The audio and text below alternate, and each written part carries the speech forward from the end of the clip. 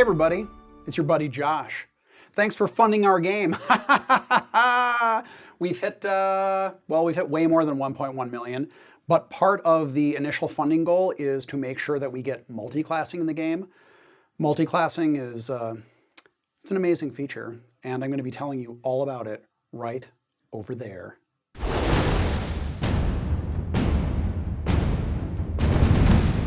Greetings. Let us talk about multi-classing. It's a fascinating topic. I hope you enjoy this presentation. First, we're going to talk about what multi-classing means in Deadfire specifically. A lot of games have multi-classing, it takes a lot of different forms.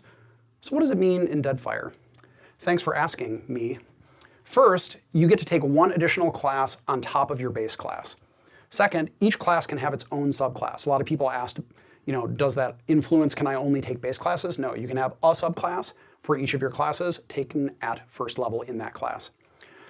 Third, companions must always have at least one level of one of their base classes. So for example, Adair is Fighter Rogue. It doesn't mean he has to have levels from Fighter and Rogue. It means he has to have his first level from either Fighter or Rogue. After that point in time, you can multi-class him however you want. And then finally, you can alternate between classes as you wish. Once you've selected a multi-class, you can go back to your base class, or you can continue advancing your new multi-class. That's entirely your choice. Okay, so a question a lot of people say is, hey, doesn't multi-classing make everything really complicated and suck? Maybe, sort of. It does make it more complicated, but that's the joy of role-playing games. So join me in answering these questions of when multi-classing is bad and how we're going to avoid it. First, it's bad when some combinations are too weak. You take a bunch of levels of Wizard, you take a bunch of levels of Cleric, and you have a bad Wizard and a bad Cleric in one character. Congratulations. Second is some are incredibly strong, where two classes together are obviously superior to a single class character. You're always going to take it, and it makes the single class character feel inadequate and stupid. Why would you ever take that character? And then finally, if there are too many permutations, it can be really impossible to balance, and also there's not really a sense of class identity. Like, when you take two classes, you can kind of say, okay, I have an idea of what this character is. Three classes, it becomes kind of murky. So our solutions to these problems, first, you can only take two classes per character. You can't make a fighter mage thief, but you can make a fighter mage, you can make a mage thief, fighter thief, any of those combos are totally fine. Second, the way that abilities improve is through this abstracted thing called a power source and a power level for each class.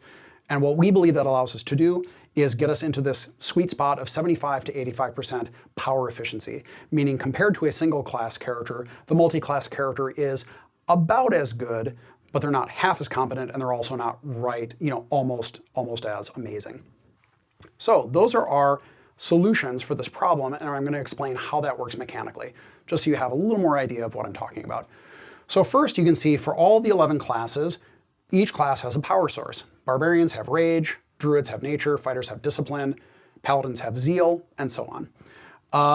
The power source is what is used to both gain access to new higher level abilities and also to improve abilities that you already have.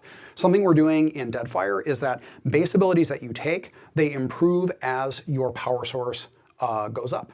So the Lay on Hands that you take as a Paladin will improve simply by advancing Zeal. And every active ability that you have will do that. So you really want to keep advancing your power source as much as possible. So here we have a little chart. This is our working table for how power points and power level correspond. Each time you gain a level in a class, you gain 3 points in the power source for that class, and you gain 1 virtual point in every other power source. Now those virtual points don't count for anything unless you actually take a level in another class, but once you do that, you actually get a slight boost to your advancement in that class, so you're not starting out just at rock bottom. Again, our goal is to keep people in the 75 to 85% power efficacy range. So here's a little example that hopefully illustrates exactly what I'm talking about. It's a classic, the classic fighter wizard, Take a Gander. So the idea in this advancement scheme is that the character covers 7 levels. The first 3 are fighter, then the character takes a level of wizard, then a level of fighter, and then back to take 2 levels of wizard.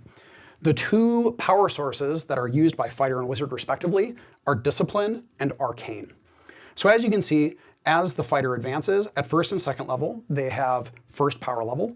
Then at third level, they get access to 2. This is a very typical advancement system you find in D&D or Pillars of Eternity, where every 2 levels, you get access to a new power level. This is how it typically progresses for a single class character. But wait, This character then takes a level of wizard, and because they have 3 virtual points stored up, they go to 6, meaning they're at level 1. And then when they go back at 5th level, they take another level of fighter, and they advance both their discipline and their arcane, and that continues as they go up, and you can see how they advance relative to each other at 7th level, winding up at 3rd level discipline and 2nd level arcane. Comparatively, the single class character would be at 4th level, either arcane or discipline. It's not a multi-class character, but any character that's advancing this way would be at this relative level.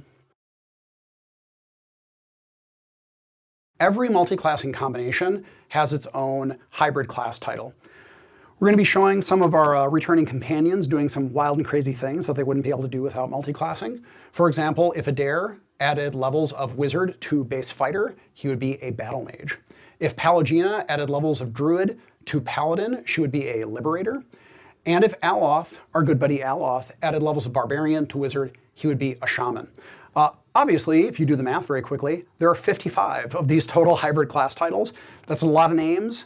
I know that names are very important and titles are very important to players. We want to make sure that these things correspond to your coolest ideas of what a character can be when you multi-class.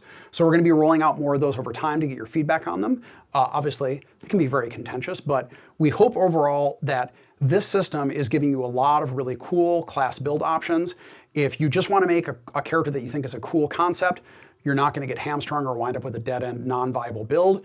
And if you're a min-maxer and you're already looking at this math, you very certainly can min-max the heck out of this. So we're hoping that it appeals to people that are a little more on the less like hardcore side, but also the min-maxers as well. So we welcome your feedback on this crazy, crazy system we've come up with, and thank you for watching.